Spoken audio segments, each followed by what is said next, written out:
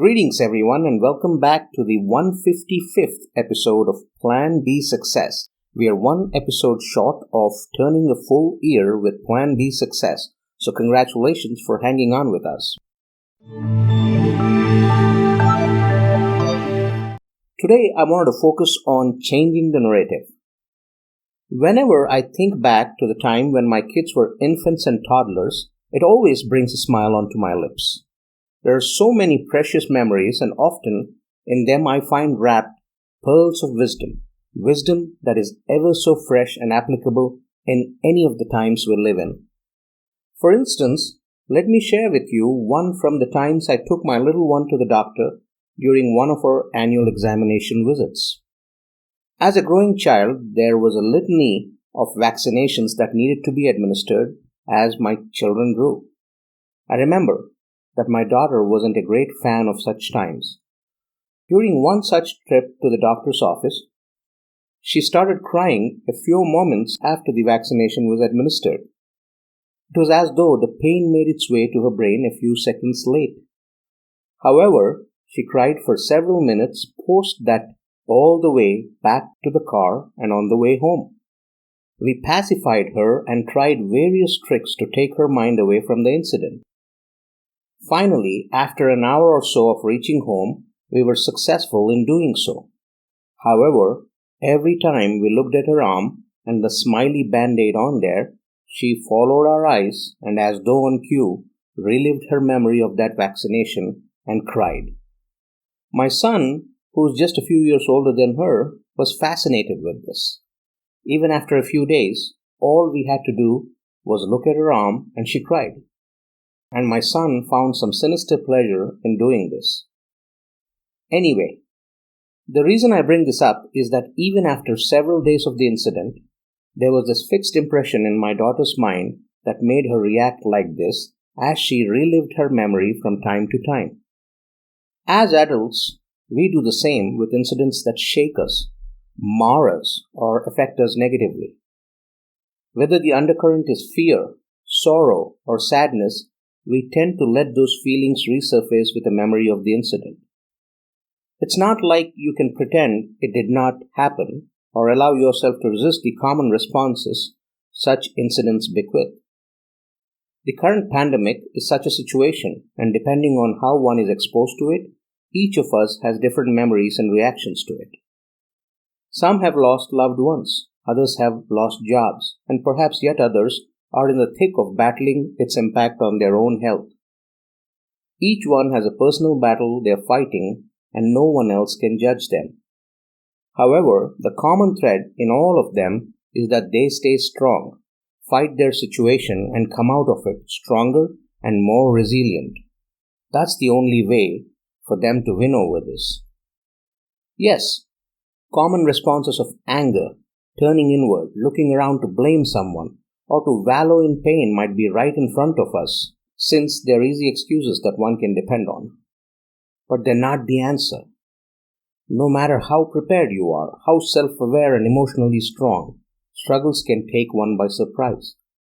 But it's resilience that can help you cope better and recover quicker and stronger. First, it's important to learn not to relive the event and the associated pain again and again. The process of rumination hinders the soundness of intellect acting in your favor. You have to move forward and not get stuck in that cycle to heal. That's exactly what we did with our daughter, got her past the experience and pain of that vaccination, after which she went on to take the others more boldly. The most effective way is to face your fears.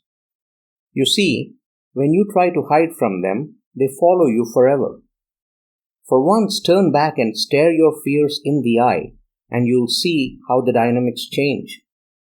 When you do go through that memory, don't do it for the pain, but to find rationality and what your next step should be. Take control of the narrative and make it work for you.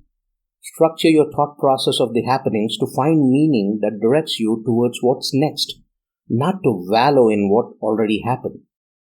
This allows you to control the narrative and take action accordingly. Believe me, that is what you need to do at this time. take action for what lies ahead. Though difficult, it might be a good idea to seek lessons from the experience past. What have you learned, and how does that make you stronger? What can you share with others when you share this experience that will help them find direction to their benefit? Of course, there's a difference after a certain amount of time has passed and when you look back at the personal struggle or tragedy in the rearview mirror. It allows you the ability to get perspective. However, when you're in the midst of a situation experiencing that fear or anguish, it's quite different. I get that. But that is where you act on the core of the emotion you experience. Allow yourself the awareness of the emotions you're experiencing. Although they do their best to drown you in the moment, you need to ensure you're aware from an outsider's perspective as well. Experience the emotion, but notice what it does to you, so you can be the judge of how you want to react. I know that I may be asking too much of many, but that's one way to establish self-control and not get washed away in the flood of emotions. It allows you to look inward from an outsider's perspective and change your emotions and their associations where you are in control, and it's neither the emotions nor the situation that take control. It allows for greater courage to face such situations. Now, going back to my infant daughter and her traumatic memory of the vaccination, she overcame it really well and never looked back ever since. I hope you liked that episode and are enjoying all the episodes in Plan B Success podcast.